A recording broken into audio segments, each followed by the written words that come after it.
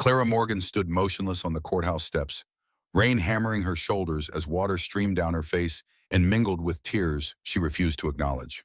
The manila folder clutched in her trembling hands contained papers that reduced 36 years of existence to a single word stamped in red ink: bankrupt. Beside her, Iris pressed close the 9-year-old's small fingers, white-knuckled, around Bishop's leather collar. The German shepherd leaned into the child's legs, offering warmth against a November chill that had nothing to do with Chicago weather and everything to do with the courtroom they'd just exited. 3 weeks ago, Clara had walked into her senior project manager's office at Meridian Design Group carrying a portfolio of luxury developments worth $40 million. She'd walked out escorted by security, her reputation shredded by whispers that followed her through the glass-walled corridors. Difficult, unstable liability. The safety reports for the Lakeside Heights project had crossed her desk on a Tuesday morning. The concrete mixture specifications fell short of load-bearing requirements by margins that made her architect's training scream warnings. When Marcus Brennan placed the approval forms before her with his practiced smile, she'd seen the choice clearly: her integrity or her career. The phone call had come 16 days later. Brennan's voice carried the satisfaction of a man who'd predicted every consequence. "Consider this your professional obituary, Morgan. No firm in this city will touch you. Whistleblowers die broken, forgotten." He'd been methodical about the destruction. Client contracts canceled within 48 hours. Mortgage companies suddenly questioning her income stability. Brennan, her ex-husband, filing for emergency custody modification before the ink dried on her termination letter. The judge's words still echoed through her skull: "Miss Morgan, you have 90 days to demonstrate stable housing and verifiable income, or custody of Iris Morgan will transfer permanently to her father." Iris tugged at her sleeve, voice small against the sound of rain battering concrete. "Mom, where will we sleep tonight?" The question landed like a fist to the sternum. The Lincoln Park apartment had 3 days remaining before eviction. Clara's bank account held $147 and the remnants of pride she'd watched circling the drain for weeks. Her messenger bag contained everything that mattered now: a change of clothes, her laptop with a cracked screen, the final eviction notice, and Iris's school photo from last spring when normal still existed. Her phone vibrated against her hip, another creditor chasing the ghost of who she used to be. Unknown number.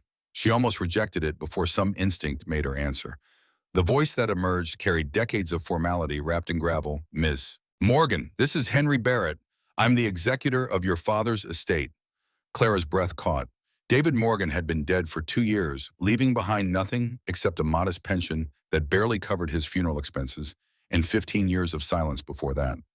Her mother's death had created a chasm between them that Clara had stopped trying to bridge when she realized her father preferred distance to the messy work of actually being present. Barrett continued, oblivious to the emotions churning through her chest. "Your father left you property in Ridge Valley, West Virginia, an old iron foundry. The deed has been in legal limbo for 50 years, but his final wishes require your signature on certain paperwork." Clara's architectural training immediately cataloged the improbabilities. Industrial properties carried environmental liabilities. Legal limbo suggested title disputes. Ridge Valley placed the location deep in Appalachian territory where cell towers gave up and GPS lost faith. "What's the catch?" The words came out harsher than intended. Barrett's pause suggested he'd expected the question. "You must occupy the property for 90 consecutive days to claim ownership. If you don't, it reverts to state control and will be auctioned." The courthouse doors opened behind her. Brennan emerged with Veronica, his new wife, both sharing an umbrella that cost more than Clara's last grocery run. Brennan's eyes found her immediately, that familiar mixture of pity and contempt playing across his features. "Is that the condemned shack your father left you?" He didn't bother lowering his voice. "Clara, even by your standards of poor judgment, taking our daughter to live in some hillbilly death trap is a new low." Veronica added her contribution with practiced sweetness. "Iris deserves stability, a real home, not whatever fantasy you're constructing to avoid admitting you failed." The words struck with precision because they contained fragments of truth. Barrett was still speaking through the phone, explaining something about structural assessments and historical significance, but Clara's attention had fractured between the attorney's voice and Brennan's expression. That look said everything he'd already won. In 90 days, when she couldn't demonstrate stable housing or income, Iris would become a permanent resident of his Lakeshore Drive penthouse, with its floor-to-ceiling windows and professionally decorated children's room. Clara looked down at her daughter. Iris's face carried the careful blankness children developed when adult conversations turned dangerous. Bishop pressed closer the dog's instincts, recognizing distress even when humans worked to hide it. Mr. Barrett, Clara cut through whatever he'd been explaining. What's the address? He provided coordinates instead of a street number, a location so remote it existed outside conventional mapping. Her phone's GPS struggled to render the pin, finally placing it in West Virginia mountain country, where satellite imagery showed nothing but forest canopy. When she explained her situation, the bankruptcy, the custody battle, the eviction notice counting down hours, Barrett's formality softened into something approaching sympathy. The property is remote but potentially habitable. If you need somewhere to stay while sorting your affairs, it might serve. I'll wire the small balance remaining in your father's account. Should cover bus tickets and basic supplies. Out of options and with 72 hours until eviction, Clara made a decision that felt like surrender dressed up as strategy. She'd go to Ridge Valley, sign whatever papers needed signing, assess whatever property existed, and use any proceeds to rebuild. A detour, not a destination. Temporary shelter until she figured out what came next. The balance from her father's account arrived within the hour. $242 materialized in her banking app like a lifeline thrown from beyond the grave. After Greyhound tickets for her and Iris, plus Bishop's travel fee, she'd have $196 to her name. Everything she owned in the world reduced to a number that wouldn't cover a single night in the city that had once welcomed her ambitions. Brennan was still watching from beneath his umbrella, waiting to see what she'd do. Clara met his gaze and felt something shift inside her chest. Not hope exactly, something harder. The same instinct that had made her refuse to sign those falsified reports even when she'd known the cost. She turned to Iris and found the words, "Pack your bags, sweetheart. We're going to Grandpa's foundry." Iris's eyes widened, childhood resilience overriding recent trauma. Like an adventure. Clara forced a smile past the fear clawing at her throat. The biggest adventure of our lives. The next morning found them at the Greyhound station watching 36 years of existence consolidate into one suitcase and a backpack. Iris clutched her rolling bag decorated with unicorn stickers, a remnant from happier times when Clara had believed stability was something you could build through careful planning and professional success. Bishop sat between them, brown eyes tracking every person who passed with protective vigilance the animal had developed over recent weeks of instability. The journey would take them through 4 states, ending at a station 30 miles from Ridge Valley where Barrett had arranged for local transportation. As the bus pulled away from Chicago, Clara forced herself not to look back. The skyline that had once represented possibility now felt like a wall separating her from the life she thought she was building. Hours bled into one another as landscape transformed from urban sprawl to rolling countryside to something wilder. Iris dozed against her shoulder while Bishop occupied the seat beside them, the driver having mercifully overlooked regulations about service animals when he'd seen the exhaustion in Clara's eyes. Her thoughts churned relentlessly, replaying the moment everything had unraveled. Brennan's voice smooth as oil. "Just sign off on the report, Clara. The concrete mixture is close enough to spec. We're on deadline." Her refusal, the thinly veiled threat, the realization that this wasn't the first time corners had been cut, just the first time she'd been asked to put her name on it. The choice between integrity and survival. She'd chosen integrity and lost everything. The bus station in Ridge Valley turned out to be little more than a weathered bench beside a general store. As they stepped onto gravel, Clara stood alone with Iris and Bishop, the enormity of her decision suddenly crystal clear. The air felt different here, cleaner, but heavier, with moisture carrying scents of pine and earth that Chicago's filtered atmosphere had long since scrubbed away. Silence expanded around them, broken only by birdsong and the distant sound of rushing water. No taxi waited. No local transportation Barrett had supposedly arranged. The general store displayed a handwritten sign indicating it wouldn't open until tomorrow. Clara checked her watch, 4:37. Daylight would last perhaps 2 more hours. According to the map, the foundry lay northeast following a state highway that wound through mountains. Iris looked up at her with eyes too knowing for 9 years. "Are we sleeping here tonight?" Pride won out over practicality. Clara adjusted her backpack and gripped the suitcase handle. She wouldn't spend their first night sleeping on a bench like vagrants. Not in front of her daughter. Not when she was supposed to be the adult who had everything under control, even though that facade had shattered weeks ago. "We're going to walk. It's not too far." Bishop trotted ahead as if she knew the route, periodically looking back to ensure they followed. The road climbed steadily, each curve revealing vistas more breathtaking than the last. Despite her circumstances, Clara couldn't help admiring the engineering of the highway, The way it hugged the mountain's contours, the precise calculation of each grade and banking. Her father would have appreciated this road. The thought came unbidden, accompanied by a pang of something between grief and resentment. An hour passed, then another. No cars came. The sun dipped lower, casting long shadows across pavement. Clara's arms ached from carrying the suitcase. Iris had long since given up pulling her own bag, allowing Clara to manage both, while the child trudged beside her. Bishop ranged ahead, always within sight, but clearly impatient with human slow pace. As dusk approached, Bishop suddenly stopped dead. The dog's ears swiveled forward, her entire body going still with predatory focus. Then she bolted, leaving the pavement and disappearing into forest on their right, down a barely visible trail. Iris's scream cut through mountain air. "Bishop, come back!" Before Clara could stop her, her daughter was running after the dog, small legs pumping as she crashed into underbrush. Clara dropped both suitcases and sprinted after them, terror flooding her system. The forest swallowed Iris within seconds, pine branches whipping Clara's face as she fought through vegetation that seemed determined to hold her back. "Iris, stop running. Wait for me." Her daughter's voice drifted back, already distant. "Bishop knows where she's going, Mom. Follow us." Clara had no choice. She plunged deeper into the forest, following sounds of Iris's passage and Bishop's occasional bark. The trail wound between ancient trees and moss-covered boulders.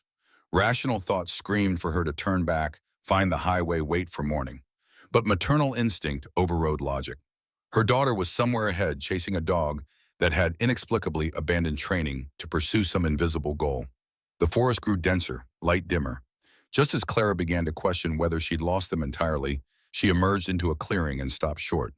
Before her lay a massive brick structure, 3 stories tall, windows like empty eye sockets, staring across overgrown grounds.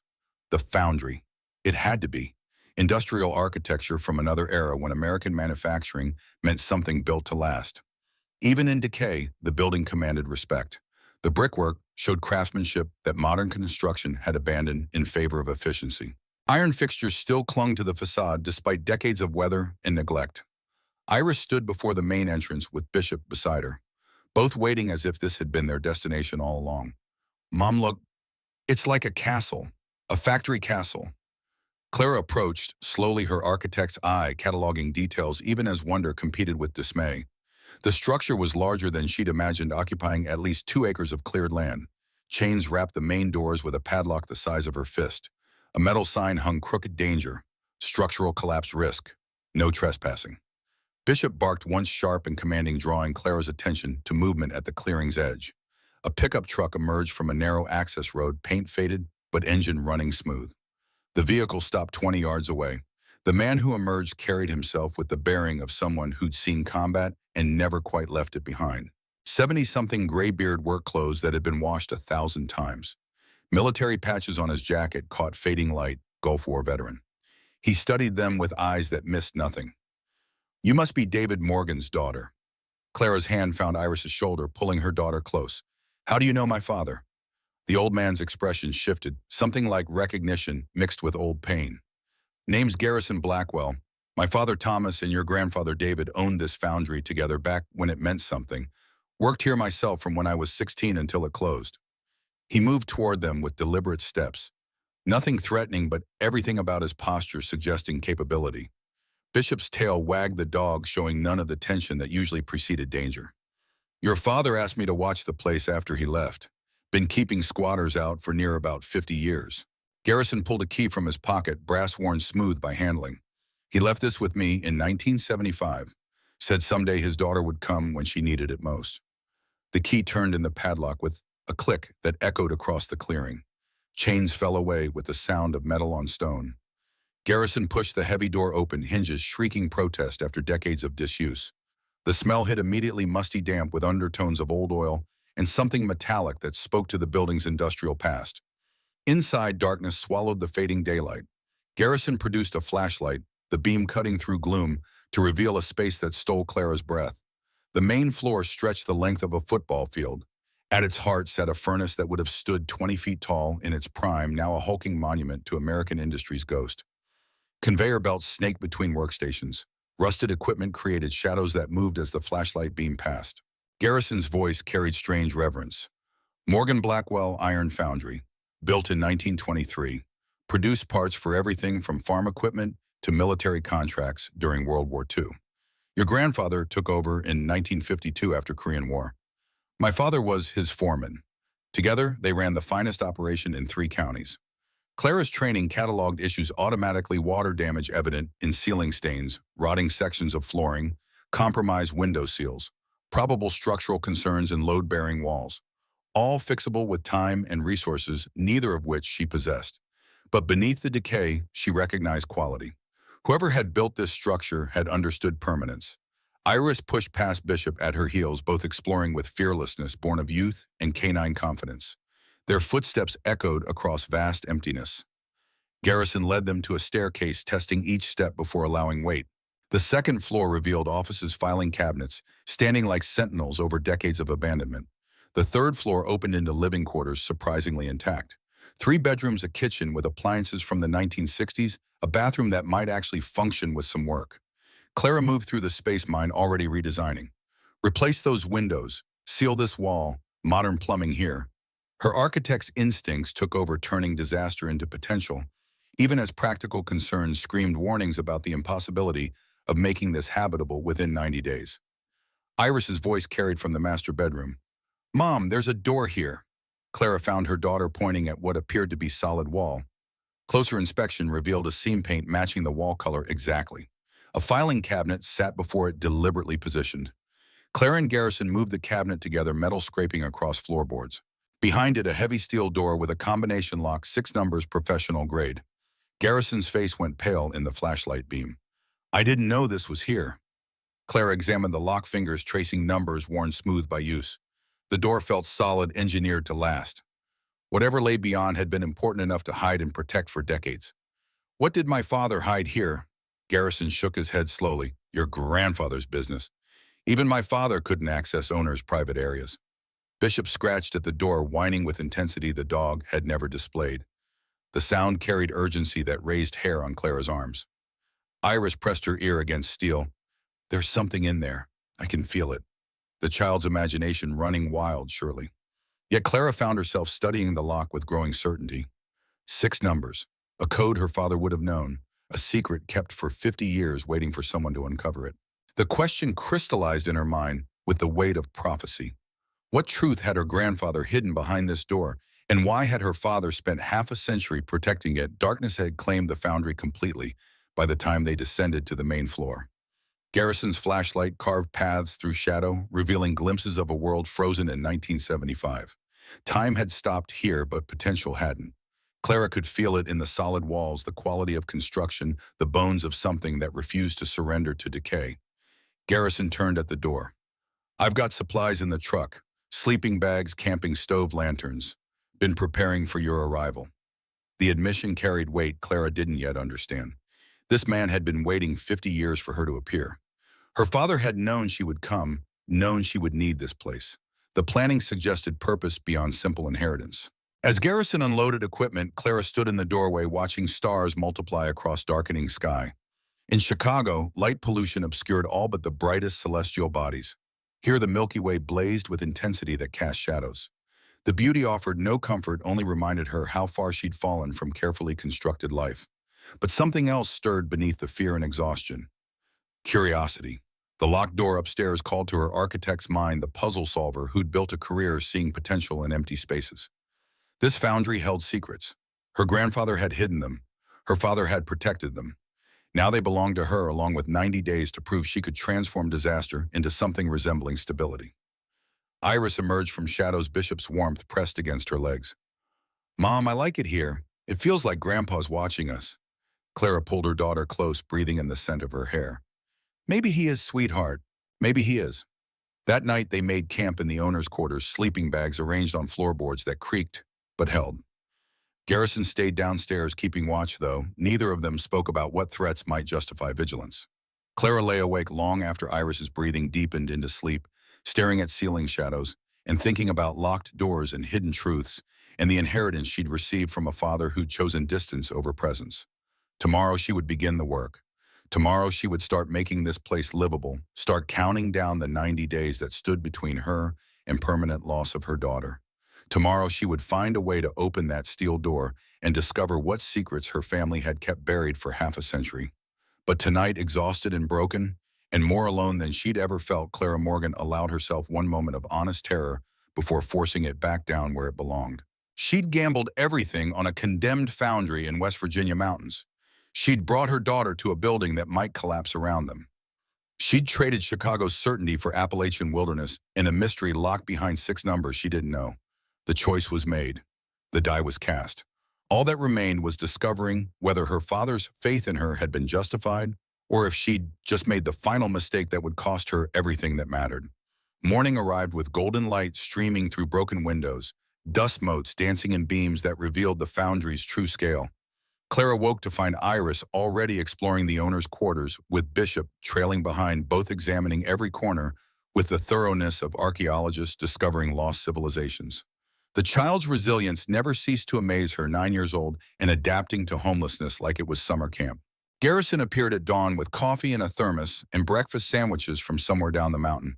He moved through the space with the confidence of someone who'd walked these floors 10,000 times, pointing out structural elements that mattered: load-bearing walls versus decorative partitions, areas where water damage was cosmetic versus critical, the electrical panel that might still function if they could restore power. Over weak coffee, he sketched a plan. The owner's quarters could be made livable within 2 weeks with focused effort. Basic plumbing repairs would give them running water. The coal stove in the corner still functioned, would provide heat when November turned serious. Downstairs, the foundry proper was too large to tackle immediately, but securing the perimeter would keep weather and wildlife out. Clara listened, calculating costs against her $196 with growing desperation. Garrison seemed to read her thoughts. "I've got materials stockpiled. Been collecting salvage for years, waiting for someone to use it. Your father sent money periodically, asked me to prepare." The revelation hit like cold water. Her father, who'd seemed to forget her existence after her mother's funeral, had been planning this for decades. Sending money to a stranger in West Virginia, stockpiling materials for a daughter he never called, building a safety net he never mentioned. The contradiction made her chest tight with emotions she didn't have time to process. They spent the morning assessing damage. Iris appointed herself tool manager, organizing Garrison's equipment with precision that reminded Clara uncomfortably of her own methodical nature. The child arranged hammers by size, sorted screws into containers, created an inventory system that would have impressed construction foremen twice her age. By afternoon, they'd made the first bedroom habitable. Garrison taught Clara techniques. Her architectural education never covered how to seal gaps against mountain weather, where to reinforce joints for maximum stability, which compromises were acceptable, and which invited disaster. Her hands blistered from unfamiliar work, then calloused, then strengthened. Each repair felt like building something larger than shelter, like reconstructing the foundation of her life from rubble. The community appeared gradually, cautiously. Nell Hayes arrived first, 70-something, with eyes that had witnessed enough heartbreak to recognize it in others. She owned the diner in Ridge Valley proper, brought containers of stew and cornbread, still warm from the oven. Her greeting carried mountain hospitality tempered by suspicion. "David Morgan's girl. Heard you were coming. Heard you were in trouble." Clara didn't deny it. What was the point? Her situation screamed itself from every detail. The Chicago plates on the abandoned suitcases. Iris's expensive school backpack contrasting with their obvious homelessness. Bishop's well-trained obedience marking them as people who'd once had stability to train a dog properly. Nell's assessment was brief and apparently satisfactory. "You'll need friends. Ridge Valley doesn't forget, but we don't abandon our own either. Your grandfather was good to this town. We'll see you through." Jesse Porter arrived next, hardware store owner, whose hands told stories of 70 years working with tools. He brought supplies without being asked: toiletries, cleaning products, basic groceries. His granddaughter Ruby tumbled out of his truck, all enthusiasm and missing front teeth, attaching herself to Iris like they'd been friends forever instead of strangers who'd met 3 seconds ago. The girls disappeared into the foundry's vast spaces, their laughter echoing off brick walls. Bishop followed, self-appointed guardian of childhood adventures. Clara watched them vanish into shadows, instinct screaming to call Iris back to keep her close where threats could be monitored. But the child needed this normalcy wrapped in exploration, friendship, uncomplicated by adult disasters. By the 3rd week, they'd transformed the quarters into something approaching livable. 3 bedrooms cleaned and functional kitchen appliances tested, and mostly working bathroom plumbing restored after Garrison performed miracles with 60-year-old pipes. The before and after transformation would have made compelling television, from condemned wreck to rustic shelter that could pass housing inspections if inspectors were generous. Clara's body had transformed too. Her architect's hands, once soft from computer work and client meetings, now bore scars from construction. Muscles she'd forgotten existed announced themselves with evening soreness. She caught her reflection in a cleaned window and barely recognized the woman staring back harder, leaner, someone who looked like she could survive disasters instead of someone drowning in them. The locked door upstairs haunted her thoughts. Every night before sleep, she'd stand before that steel barrier, fingers tracing the combination lock, mind cycling through possibilities. 6 numbers, a code her grandfather had chosen, her father had protected, neither had revealed. Birth dates seemed too obvious. Anniversaries, addresses, random sequences, nothing worked. Iris had her own theories announced over breakfast on day 19. Maybe it's not numbers we know. Maybe it's numbers that mean something about what's inside. The child's logic carried weight Clara couldn't dismiss. A lock protecting secrets wouldn't use obvious combinations. It would use something connected to those secrets themselves, known only to people who understood what they were guarding. The expensive SUV arrived on day 23, black paint gleaming obscenely against the foundry's industrial decay. Preston Sutton emerged in clothes that cost more than Clara's monthly mortgage used to be. Everything about him screamed wealth. The watch, the shoes, the haircut that required maintenance appointments most people couldn't afford. His smile never reached his eyes as he approached with hand extended. Clara wiped grease from her palms before accepting the handshake. His grip was calculated, firm enough to demonstrate confidence, brief enough to avoid actual connection. Ms. Morgan? Preston Sutton, Sutton Development Corporation. I've been meaning to introduce myself since hearing you'd taken residence. The phrasing caught her attention. Not moved in or arrived, but taken residence, language suggesting temporary occupation of space that belonged to someone else. His assessment of the foundry was theatrical in its dismissiveness. Remarkable that you're attempting to make this viable. The structural engineers who surveyed it in 2015 recommended immediate demolition. Liability concerns, you understand. Clara kept her voice neutral. I wasn't aware anyone had surveyed recently. My family has maintained interest in this property for decades. Preston's smile widened. Historical significance, you know. Sutton Mining Corporation had close ties to Morgan Foundry back in operational days. Something in his tone suggested those ties hadn't been friendly. Garrison had stopped working, ostensibly examining a window frame, but clearly listening to every word. Preston continued pulling folded papers from his jacket. I'm prepared to make a generous offer. $75,000 cash settlement closes within 10 days. You'd walk away free and clear, able to restart somewhere more suitable for raising a child. The implication landed with precision. This foundry wasn't suitable. She wasn't suitable. Her entire situation screamed inadequacy, and Preston Sutton was offering escape wrapped in condescension. It's not for sale. His expression shifted microscopically, smile hardening into something that showed teeth without warmth. Ms. Morgan, I admire determination. But winter in these mountains is brutal. This building isn't properly insulated. You have a young daughter whose welfare should be paramount. The threat wasn't even subtle. He was telegraphing his next move: Child Protective Services, anonymous complaints about housing conditions, forcing her hand through bureaucratic pressure. My daughter is safe and happy. The foundry is being restored. We're not interested in selling. Preston's mask slipped for half a second, revealing something cold beneath the professional courtesy. I'm being generous because I respect what your grandfather built here. But generosity has limits. Consider the offer carefully. Next time I come, the terms may be less favorable. He left without waiting for response, SUV kicking up dust that settled over everything like prophecy. Clara watched him disappear down the access road, pulse hammering in her ears. Garrison materialized beside her, voice tight with old anger. Sutton family's been circling this property since the day it closed. 50 years of waiting for it to become vulnerable. Why, what's here that's worth this much effort? The old man's hesitation carried weight of decades. Your grandfather died in 1975. My father died same day, same accident. Fire started in the furnace room during night shift, spread faster than anyone could control. Official report called it equipment malfunction, poor maintenance, tragedy, waiting to happen. He pulled a photograph from his wallet, edges soft with handling.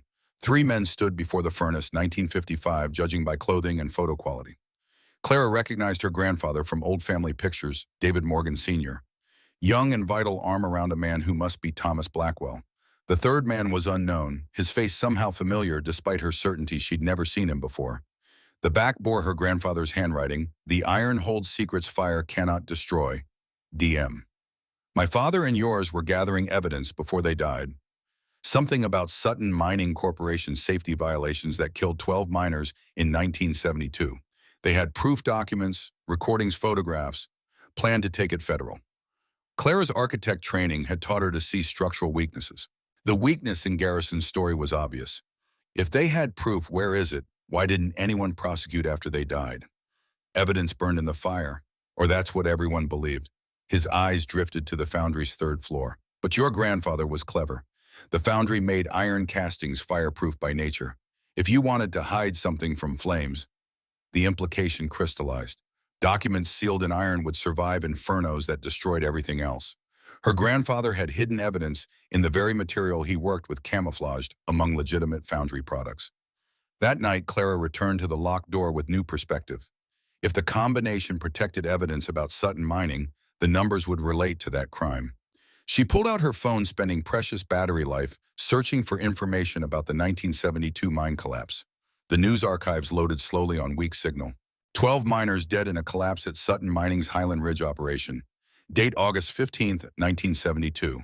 Investigation closed without charges due to insufficient evidence. Families received minimal settlements. Widows left to survive on nothing. August 15, 72. She tried the combination backward the way Iris had suggested, thinking about codes. 150872. The lock didn't budge. She tried variations, 72-08-1508-15-72, cycling through permutations while frustration built like pressure behind her sternum. Iris appeared in the doorway, rubbing sleep from her eyes. "Mom, it's late." "I know, baby. Go back to bed." The child crossed to the door instead, small hand resting on steel. "You're trying the mine accident date." Clara nodded, not bothering to ask how Iris knew. The child absorbed everything, processed information with unsettling speed.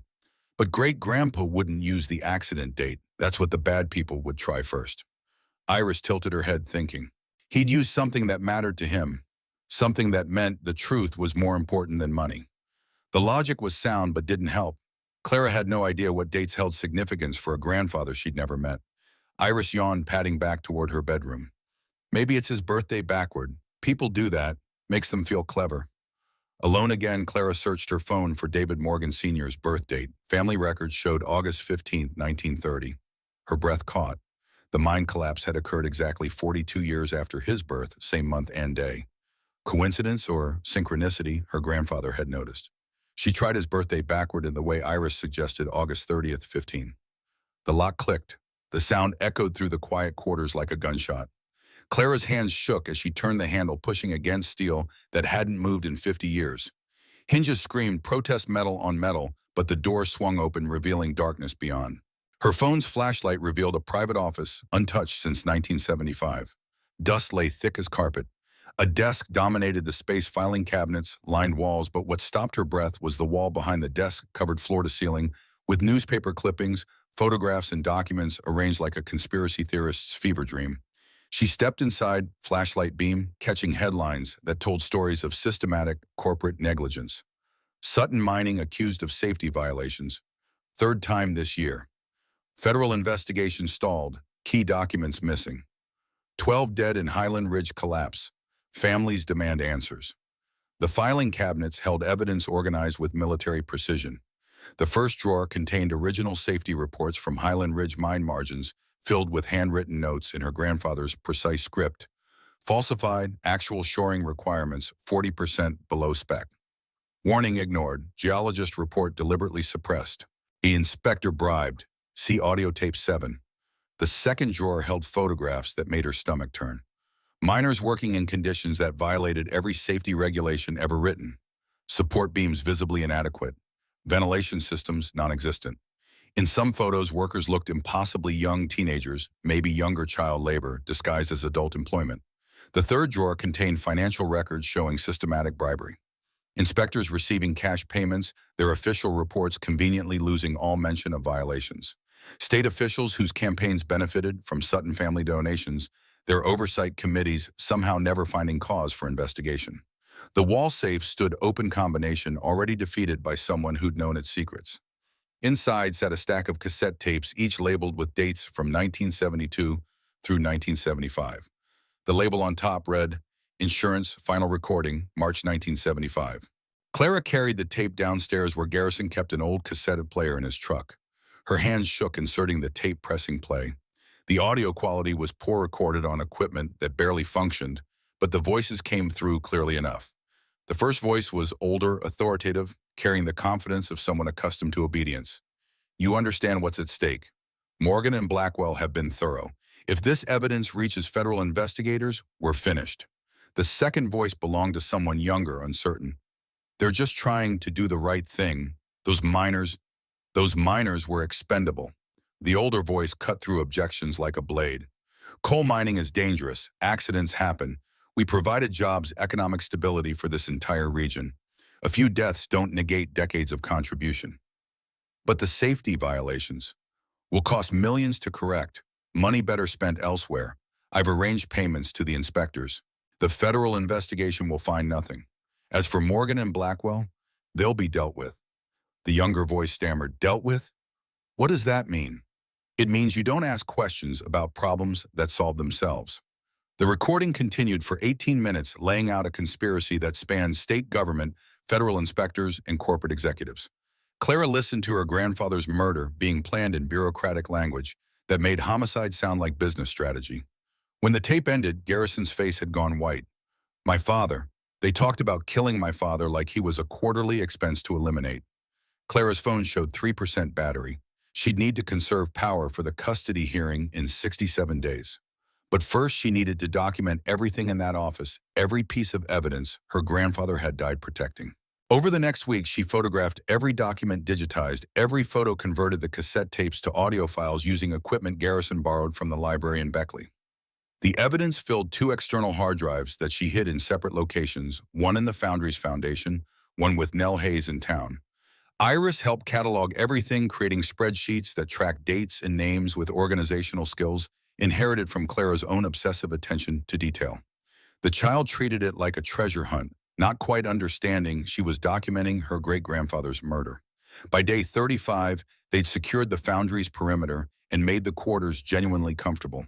Clara had even restored power using Garrison's knowledge of electrical systems and her architectural understanding of how buildings should function. Heat, light, running water, the basic requirements for proving to a judge that her daughter had stable housing. The break-in attempt came on night 36. Clara woke to Bishop's low growling, the sound that meant threats were immediate. She was moving before conscious thought caught up, grabbing the hammer she'd started keeping beside her bed, padding silently toward the stairs. Below, flashlight beams cut through darkness. Multiple people moving with purpose toward the 3rd floor where the evidence was stored. She couldn't see faces, only silhouettes against their own lights. Her phone was upstairs. No signal anyway. The Foundry sat in a dead zone where cellular companies had never bothered installing towers. Screaming would accomplish nothing except alerting intruders that she was awake. Bishop's growl intensified. Before Clara could stop her, the dog bolted down the stairs with protective fury that made Clara's blood freeze. The sound of Bishop hitting the first intruder was visceral impact, shouting the scramble of multiple people trying to deal with 80 pounds of German Shepherd defending her territory. Clara ran back to Iris's room, shaking her daughter awake. We need to move, now, don't ask questions. The child responded instantly, grabbing Bishop's leash and her backpack like they'd drilled for this scenario. In a sense, they had. Clara's paranoia about Preston Sutton had led to planning exit routes, discussing emergency procedures, preparing for violence, even while hoping it wouldn't come. They took the back stairs, the ones Garrison had shown her, that led directly to the Foundry floor. Behind them, Bishop's snarling mixed with men's voices, shouting coordination. Something crashed furniture, overturning the sound of search, becoming destruction.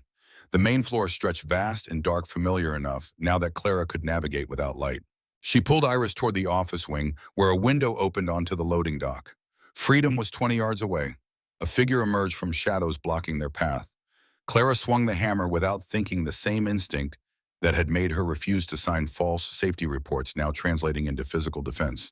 The man dodged, raising hands in surrender. Wait, I'm not with them. Garrison's voice. Clara nearly collapsed with relief. I've been watching nights, saw them come in through the south entrance. He pointed toward the furnace. The alarm, the old fire system, still connects to the station in town. Pull the handle and the whole valley will hear it. Clara sprinted toward the furnace, Iris and Garrison behind her. The alarm handle protruded from the wall like salvation red paint, faded but mechanism intact. She pulled with all her strength. The sound that erupted could have woken the dead. Air raid siren crossed with industrial klaxon volume designed to alert workers across acres of foundry floor. It shrieked into the night, bouncing off mountains, carrying them for miles. The intruders fled instantly. Clara heard them cursing, scrambling, the sound of vehicles starting on the access road. By the time the Ridge Valley Volunteer Fire Department arrived 8 minutes later, the foundry was empty except for Clara, Iris, Garrison, and Bishop, bleeding from a cut on her shoulder where someone had caught her with something sharp. The police came 2 minutes after the firefighters. Officer Wade Harrison took statements with the weariness of someone who'd seen too much human stupidity to be surprised by any of it. One intruder had been too slow escaping, cornered by Bishop, and held until the EMTs arrived to treat bite wounds. His identification said Malcolm Pierce, employed by Sutton Development Corporation as security consultant, whatever that meant. Under questioning, he maintained he'd been surveying the property for potential acquisition, had gotten turned around in the dark. The bite marks and forced entries suggested otherwise, but Preston Sutton's lawyers were already texting Harrison before interrogation finished. After the police left with their suspect, Iris wouldn't let go of Bishop, despite the veterinarian's assurance that the cut was superficial. The child wrapped her arms around the dog's neck, shaking with delayed terror that she'd hidden impressively during the actual crisis. "She saved us, Mom. Bishop saved us." Clara pulled them both close, breathing in dog scent, and Iris's shampoo grounding herself in tactile reality. They were alive. The evidence was intact, and Preston Sutton had just escalated from veiled threats to criminal trespass. Garrison appeared with coffee laced with something stronger. His hands shook as he poured. "This won't stop. Sutton knows you have something worth protecting. He'll keep coming until he gets it or destroys it." Clara's mind was already racing ahead, architects brain-solving problems through systematic analysis. They needed allies with power to counter Preston's wealth and influence. They needed someone who understood environmental law and corporate accountability, someone with standing to bring federal charges based on 50-year-old evidence. "Do you know any lawyers? Someone who handles corporate crime?" Garrison's expression shifted, something like hope breaking through fear. "There's a woman in Charleston, Marlo Thorne, environmental prosecutor who's made a career out of fighting companies like Sutton. Lost her father to black lung when she was 16, spent the last 20 years making corporations pay for killing miners." He pulled out his phone, scrolling through contacts that suggested he'd been preparing for this moment. "She's taken on cases everyone said were impossible. Won most of them. If anyone can use what your grandfather saved." The call went to voicemail. Garrison left a message that somehow conveyed decades of grief in 3 sentences. "Ms. Thorne, this is Garrison Blackwell. I have evidence about Sutton Mining's 1972 Highland Ridge collapse. Original documents, recordings, photographs. My father died protecting this information. I'm ready to finish what he started." 2 days later, Marlo Thorne arrived in a hybrid SUV that handled mountain roads with determined efficiency. She was 40-something, dressed like someone whose courtroom appearances required projecting authority without ostentation. Everything about her screamed focused intensity wrapped in professional competence. Her assessment of the evidence was methodical and devastating. She went through every document in the hidden office, listened to every tape, examined every photograph. Her expression never changed, but her hands tightened on the pages until knuckles went white. After 3 hours, she looked up from the desk covered in 50-year-old proof of corporate murder. "This is massive, bigger than I imagined. If current contamination matches these historical patterns, it triggers mandatory environmental review. Sutton can't develop poisoned land without years of remediation." Clara felt something shift in her chest, the first whisper of hope she'd allowed since Chicago. "Can you use it? Can we actually stop them?" Marlo's smile held no warmth, only the cold satisfaction of a prosecutor who just found the weapon that would bring down her target. "Stop them. Ms. Morgan, we're going to bury them." Marlo Thorne worked with the efficiency of someone who'd built a career dismantling corporate empires one legal filing at a time. She converted Clara's foundry office into a war room, covering every surface with documents organized by date and relevance. Her laptop displayed multiple screens simultaneously: evidence, databases, legal precedents, contact lists for environmental regulators who owed her favors from previous cases. The plan emerged over coffee that had gone cold hours ago: emergency injunction to block any development, pending environmental review, federal complaints to trigger, EP, A investigation, media strategy to force public accountability before Preston's lawyers could bury everything in procedural delays.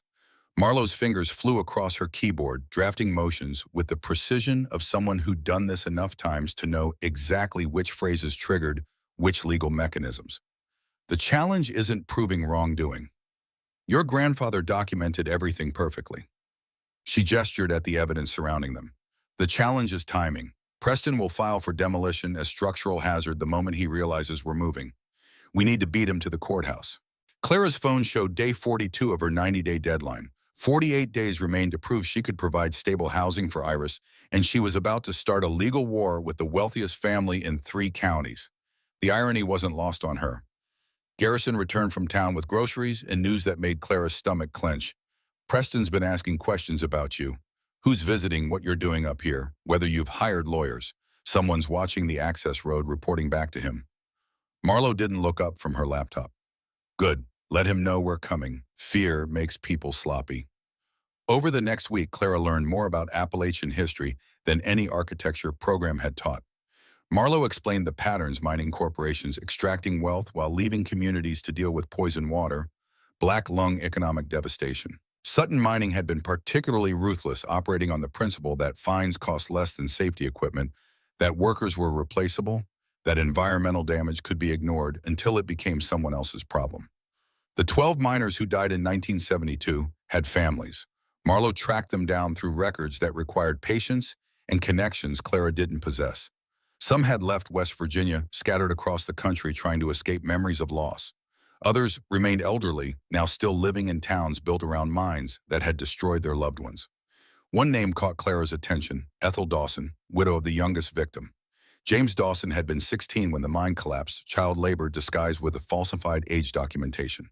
His death certificate listed him as 21, but birth records told the truth. Sutton Mining had knowingly employed a teenager in conditions that would have killed adults. Ethel lived in a care facility in Beckley, 91 years old, mind still sharp enough to remember her husband's face despite 54 years of trying to forget. Marlowe arranged a visit, warning Clara that trauma this old didn't heal, just learn to hide better. The care facility smelled of disinfectant and resignation. Ethel sat in a wheelchair by a window overlooking mountains that had taken everything from her. When Marlowe explained why they'd come, the old woman's hands began to shake. I thought everyone had forgotten. Thought Sutton buried the truth along with my Jimmy. Clara watched tears track down wrinkled cheeks and felt rage crystallize into something harder than grief. This woman had been 17 when her husband died. She'd spent 7 decades living with loss that corporate greed had made inevitable and then covered up. We're going to make them remember. All 12 miners. Your husband's name will be on record, his real age, what they did to him. Ethel's papery hand found Clara's grip surprisingly strong. Promise me something. When you go after them, make it hurt. Not just money. Make them admit what they did. The promise settled like a vow. Clara wasn't just fighting for custody of Iris anymore. She was fighting for 12 dead miners and their families, for her grandfather, who died trying to bring truth to light, for every worker Sutton had sacrificed to profit margins. The community meeting happened organically, people appearing at the foundry like they'd been waiting for permission to acknowledge shared pain. Nell brought her brother's story: Harold Hayes dead at 48 from the same mine collapse, leaving 3 children who grew up without a father. Jesse's father had lost both legs in a 1968 accident at Highland Ridge, spent the rest of his life in a wheelchair, while Sutton Mining fought his disability claim for 7 years. By evening, 40 people filled the foundry's main floor. Pastor Marcus Lowell arrived last, 62 years old, with the bearing of someone who'd witnessed too much suffering to believe in easy grace. His opening prayer asked for justice, not mercy, the distinction telling Clara everything about what this town had endured. She played the tapes for them. Her grandfather's recordings filled the vast space with voices from 1975 corporate executives discussing murder like quarterly projections. When the older voice said, "Those miners were expendable," someone gasped. When he mentioned dealing with Morgan and Blackwell, Garrison's face went rigid with emotions he'd suppressed for decades. An elderly woman stood after the final tape ended, leaning heavily on a cane. "That's my husband's voice, the one taking orders." Douglas Fletcher, mine inspector, who drank himself to death from guilt over what he'd done. She pulled out a letter, yellowed with age, trembling hands, smoothing creases. He wrote this before he died. Confession he never had courage to make public. Details every bribe he took, every report he falsified. Left it with me, said someday someone might care enough to use it. The letter joined the evidence. More stories emerged: foremen who'd been paid to ignore violations, doctors who'd altered autopsy reports, county officials whose campaigns benefited from Sutton donations. 50 years of systematic corruption, and everyone had known, but no one had possessed the courage or resources to fight back. Until now. Marlowe recorded every testimony, taking notes that would become affidavits and depositions. Her expression never changed, but Clara recognized the hunger in her eyes. This was the case prosecutors dreamed about: clear evidence, multiple witnesses, corporate malfeasance on a scale that would generate headlines for months. The meeting was ending when the door opened to reveal someone Clara hadn't expected: a woman in her late 30s, expensive business attire that marked her as an outsider face that shared Preston's bone structure with softer features. She stood in the doorway, radiating uncertainty mixed with determination. "My name is Vivian Sutton. I'm Preston's younger sister. I came to warn you." The room went silent. Garrison moved between Vivian and Clara, instinctively, old soldier reflexes recognizing potential threat. Marlowe's hand moved toward her phone, ready to document whatever came next. Vivian's voice shook but held steady. "Preston knows you found the evidence. He's filing for emergency demolition tomorrow morning, claiming structural hazard requires immediate action. He's got county inspectors lined up to support his claim, same ones my family's been bribing for decades." Clara felt her carefully constructed plans crumbling. "Why are you telling us this?" "Because I have a daughter." Vivian's eyes found Iris, who'd been helping Ruby organize evidence files in the corner. "She's 8. When Preston told me what he was planning, bribing officials, destroying evidence, threatening a woman and her child, I kept thinking, what if someone did that to Emma? What if my daughter was collateral damage in someone else's greed?" She pulled a flash drive from her purse, holding it like a live grenade. "I've worked in family business for 15 years. Finance director, which means I see everything. Every current bribery payment, every falsified safety report, every corner being cut on developments that will kill people that 5 years from now, when buildings collapse or fires spread through inadequate systems. It's all here. Pattern of behavior, proving this isn't historical wrongdoing, it's ongoing criminal enterprise." Marlowe crossed the room in 3 strides, taking the flash drive with hands that didn't quite steady.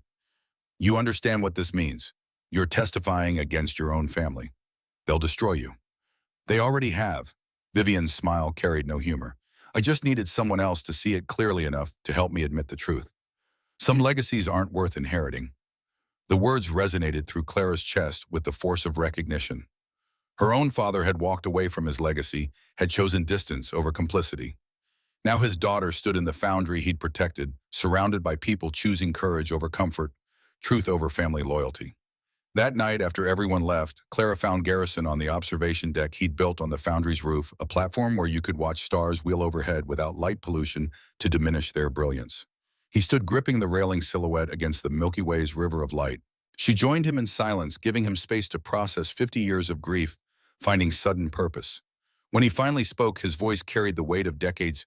"Your father and I weren't just friends, we were brothers, not by blood, but by choice and circumstance, and shared trauma that bonds people deeper than genetics."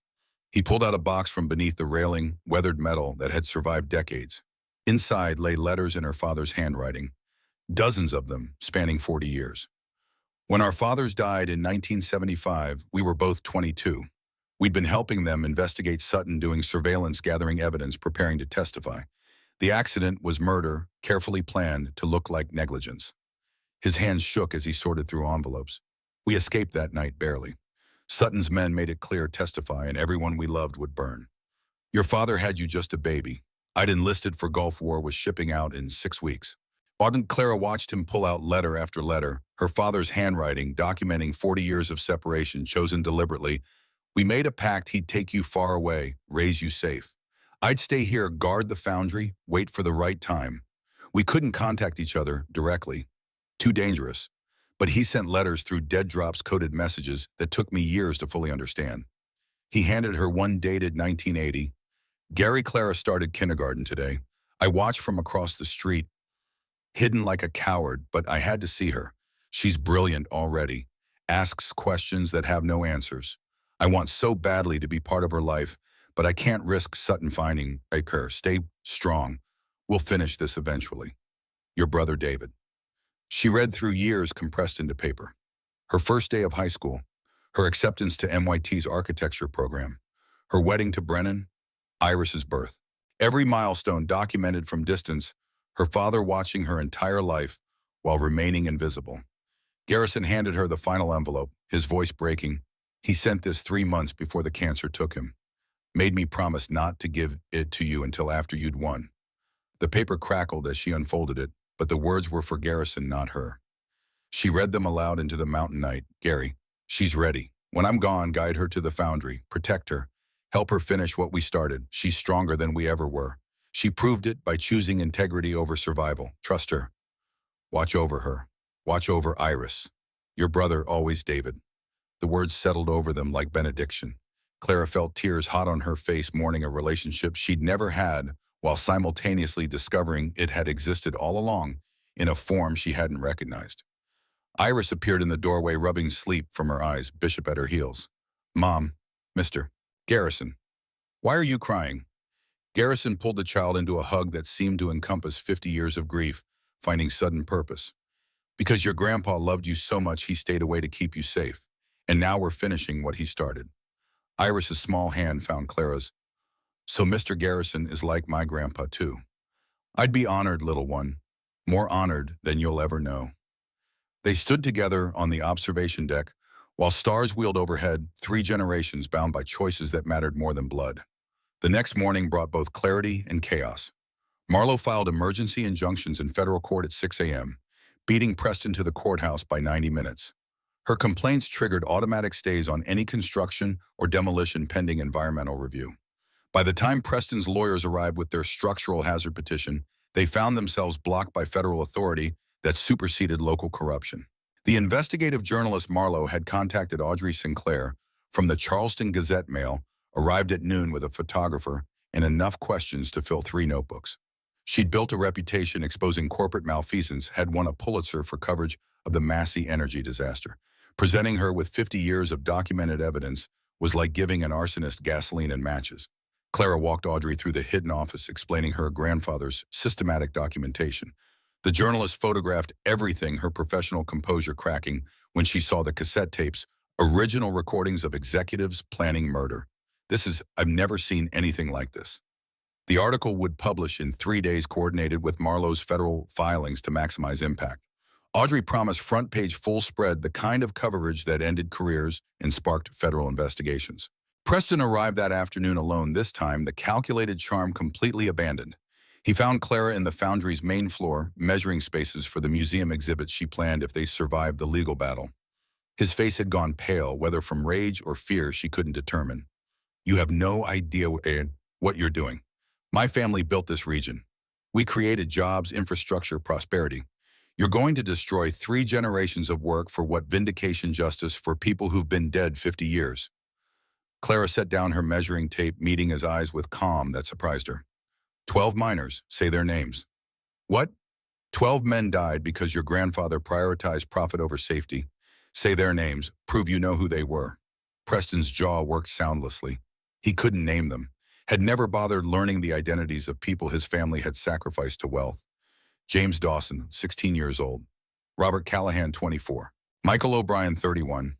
She recited all 12 from memory, watching his expression shift from anger to something that might have been shame if he'd possessed enough self-awareness to recognize it. Your grandfather murdered my grandfather to hide what he'd done. 50 years of your family's prosperity was built on blood and lies. I'm not destroying anything, I'm just finishing what should have ended in 1975. Preston's control finally shattered. You think you've won? You think federal injunctions and newspaper articles mean anything? I have resources you can't imagine. Lawyers who'll bury you in motions for the next decade. Political connections that reach Washington. You'll spend the rest of your life fighting me, and in the end, you'll still lose everything. I've already lost it everything. The truth settled over her like armor. I have nothing left to lose except my daughter and my integrity. You can't threaten me with poverty. I'm already bankrupt. You can't threaten my career. I've already been blacklisted.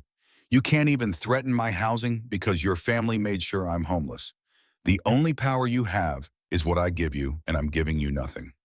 Garrison appeared from the shadows, iron pipe in hand, old soldier recognizing when threats turn physical.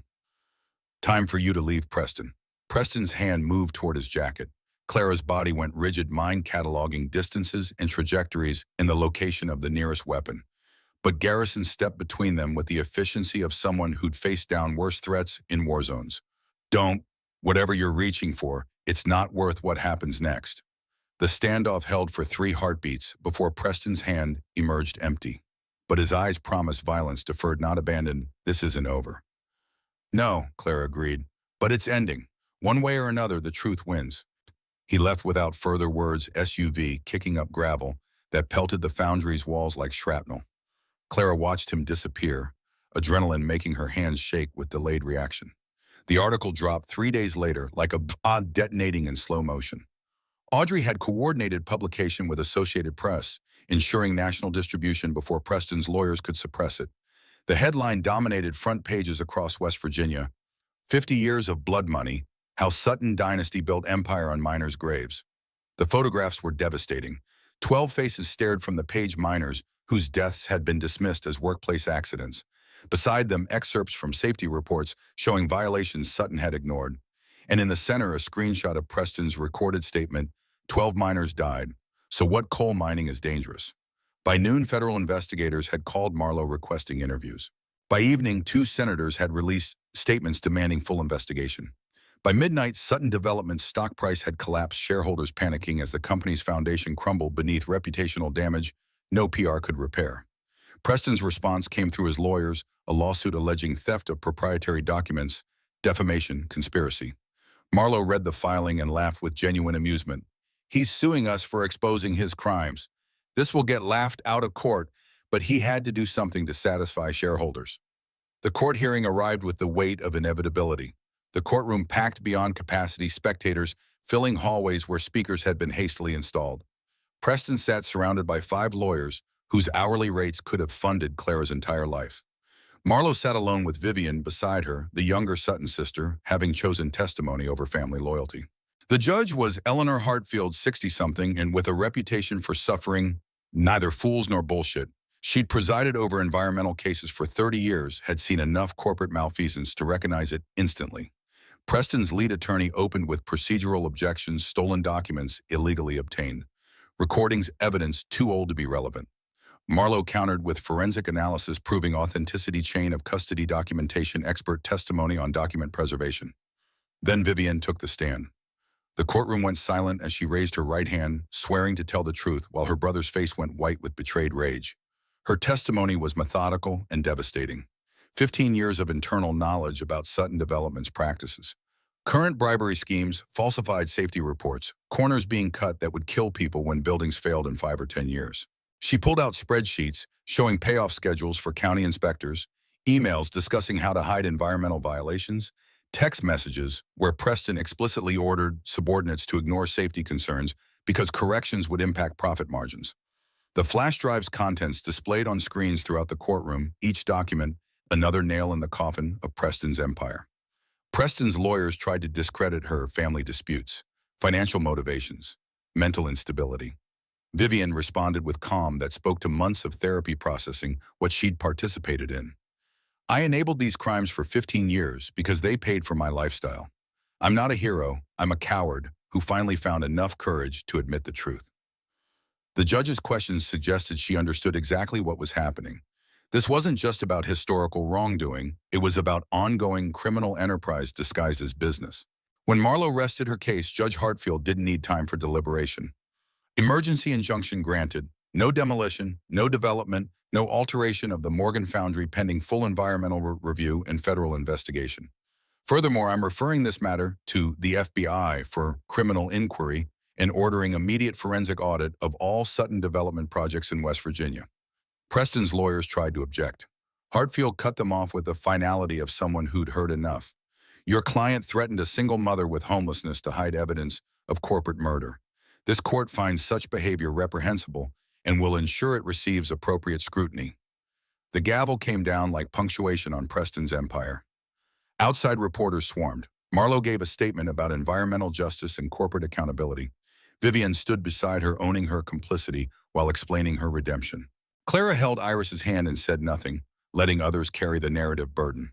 The crowd parted to reveal Brennan, her ex-husband, standing near the courthouse steps with expression she couldn't immediately read. He approached slowly, hands raised in a gesture of peace. "Clara, can we talk?" Every instinct screamed warnings, but curiosity overrode caution. She nodded, stepping away from the crowd with Iris between them. Brennan knelt to his daughter's eye level. "I saw your mom on national news. What she did took real courage, standing up against powerful people who wanted to hurt her." He stood, meeting Clara's eyes with something that might have been respect. "Veronica and I have been talking. Iris is happy here. She talks about the Foundry like it's an adventure about Garrison, like he's her grandfather, about fixing things and learning history. That's more than we can give her in Chicago." He pulled out papers, offering them with hands that didn't quite steady. Revised custody agreement, 50-50 joint custody. Iris spends school year here if she wants summers with us. "I was wrong about you. You're not failing as a mother, you're teaching her things we never could." Clara took the papers, scanning legal language that returned half of her daughter's life. Not everything she'd wanted, but more than she'd dared hope for. After he left, Iris looked up with eyes too knowing. "For 9 years. Does this mean I can stay with you?" Clara pulled her daughter close. "It means you get to choose. And whatever you choose, I'll still be here." "I choose you, Mom. I choose the Foundry. I choose finishing what Great-Grandpa started." The months that followed blurred into purposeful chaos. Federal investigators descended on Ridge Valley with subpoenas that turned Preston's empire inside out. Grand jury indictments came in waves: corporate executives, county inspectors, state officials whose careers ended in handcuffs and perp walks. The EPA's $45 million remediation order gutted what remained of Sutton Development. Bankruptcy proceedings liquidated assets, while Clara watched from the Foundry, no longer a victim, but a witness to justice grinding forward with bureaucratic inevitability. She spent those months transforming the Foundry from desperate shelter into permanent monument. Garrison taught her metalworking while contractors restored brickwork. Iris started 5th grade in Ridge Valley Elementary, made friends who didn't know about Chicago or custody battles, just knew her as the girl who lived in the cool factory. Clara's architecture practice grew organically, companies seeking designers who understood that cutting corners killed people. She took only projects that mattered, turned down commissions that prioritized profit over safety, built a reputation that made her poverty in Chicago feel like a lifetime ago. By the time Preston's sentencing hearing arrived, Clara didn't bother attending. 8 years federal prison felt less important than the museum exhibit she was designing, the one that would ensure 12 miners' names outlived their murderers. 18 months after that courthouse victory, the Foundry stood transformed. Where broken windows had once gaped like wounds, new steel-framed glass reflected Appalachian sky. The brickwork gleamed from cleaning and repointing, industrial beauty restored to its full glory. A sign beside the entrance proclaimed Morgan Blackwell Industrial Heritage Museum, honoring workers demanding justice. The grand opening drew 300 people. Families of the 12 miners traveled from across the country, some meeting for the first time despite sharing bonds of loss. Former Foundry workers in their 80s and 90s toured spaces where they'd once labored, sharing stories with grandchildren who'd never understood what their work had meant.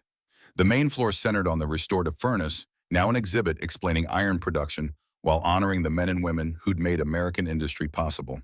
Interactive displays taught about workers' rights movements, environmental justice, the cost of choosing profit over people.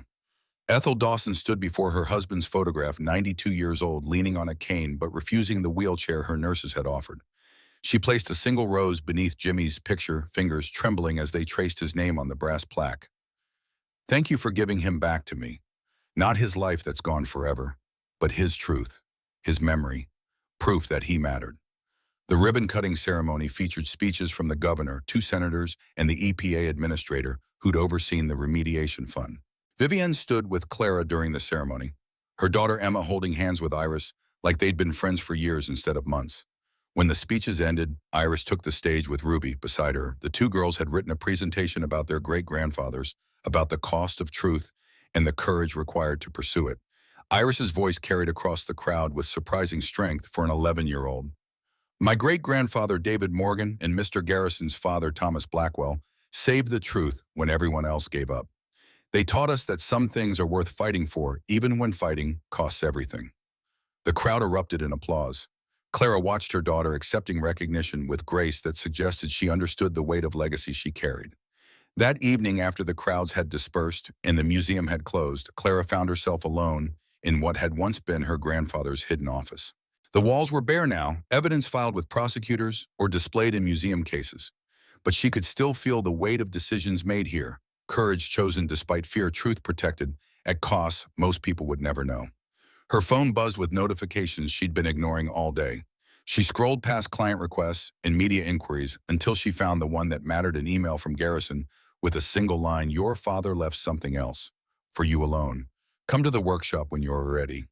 She found him in the metalworking studio he'd built on the second-floor firelight, casting shadows across his weathered face. He held an envelope sealed with wax, her name written in her father's careful script. "He gave this to me the last time we spoke 3 weeks before he died. Made me promise not to give it to you until after justice was served. Not when you won in court, when the museum opened. When the work was finished." Clara's hands shook as she broke the seal. The letter inside was longer than all the others combined, pages filled with her father's handwriting. She sat on the workbench and began to read. "My dearest Clara, if you're reading this, you did it. You finished what your grandfather started, what Garrison and I were too afraid to finish ourselves. I was a coward. I ran instead of fighting. I watched you from distance instead of being your father. Every birthday I wanted to call, every achievement I wanted to celebrate with you in person. Every setback I wanted to hold you and say it would be okay. But I stayed away because I loved you too much to risk Sutton finding you. When you refused to falsify those safety reports at Meridian Design, I knew you were ready. You'd made the choice I was too afraid to make: integrity over survival, truth over comfort. That's why I left you the foundry, not as burden, but as gift. The gift of finishing something that matters. The gift of justice delayed but not denied. The gift of proving one person with courage can defeat an empire built on lies. I watched your whole life from shadows. Your graduation from MIT, I sat in the back row where you'd never see me. Your first building opening, I took photographs from across the street, have them all in a box. I'll leave with Garrison. Iris's birth. I waited outside the hospital all night just to know my granddaughter had arrived safely in the world. Every moment I should have been present, I was there invisible, but witnessing, loving you in the only way my fear allowed. You've become the architect I always dreamed you'd be. Not just of buildings, but of justice, of truth, of legacies that matter more than profit or comfort. I'm sorry I couldn't tell you this in person. I'm sorry I chose your safety over my presence. I'm sorry I made you grow up thinking I'd abandon you, when the truth was, I never stopped watching, never stopped loving, never stopped believing you'd be the one strong enough to finish what we started. Build something beautiful. You already have. With all the love I never got to show you, Sanapom. P.S. Tell Iris her grandfather loved her name. Iris means rainbow after storm. That's what you both are to me. Light breaking through darkness, hope emerging from disaster, beauty born from rain." The tears came hot and overwhelming. Garrison's weathered hand found her shoulder while she sobbed out 50 years of grief compressed into minutes. When she finally looked up and he was crying too, both of them mourning men who'd chosen sacrifice over presence, or protection over participation. "He loved you so much." Garrison's voice broke on the words. "Every letter he sent me, half of it was about you. What you were doing, what you'd achieved, how proud he was, even though you'd never know." Clara folded the letter carefully, holding it against her chest like a talisman. Through the workshop windows, she could see the foundry's main floor where museum visitors had gathered for evening programs. Lights glowed warm against gathering darkness. Iris stood at the furnace exhibit, explaining iron production to a group of younger children, Bishop sitting patiently beside her. "Mom," her daughter's voice carried up the stairs, "can Mr. Garrison teach us metalworking, Ruby and Emma want to learn?" Clara descended to find the 3 girls waiting with tools organized and safety equipment prepared. Garrison followed his old hands, already reaching for the teaching demonstrations he'd perfected over months of community workshops. As he guided young hands through the fundamentals of shaping metal, Clara stood back and watched. 3 generations of purpose playing out in real time, her grandfather's legacy of hidden truth, her father's sacrifice of loving from distance, Garrison's 50 years of faithful waiting, and now these children learning that some things matters more than comfort or convenience. The foundry settled around them with sounds of hammer on anvil and children's laughter and the quiet satisfaction of work that would outlive them all. Clara had come here 18 months ago, broken and desperate, with nothing but a daughter and a bomb and $196 to her name. She'd gambled everything on a condemned building and a mystery locked behind 6 numbers. She'd chosen truth over survival, courage over comfort, integrity over every practical consideration that said she should surrender. And she'd won, not just custody of Iris or victory over Preston Sutton. She'd won something larger, proof that abandoned things weren't broken things, that truth endured longer than lies, that one person willing to stand could bring down empires built on blood. Some legacies were forged in iron. Some were written in letters never sent. Hers was built in museums that would teach generations about the cost of choosing profit over people, about workers who mattered enough to die for truth, about a single mother who'd lost everything and found it transformed into something that would outlive them all. The foundry would stand as long as mountains stood. The 12 names would be remembered as long as visitors walked these halls. And somewhere Clara believed her father and grandfather were watching, finally at peace, knowing the truth they died protecting had found the light.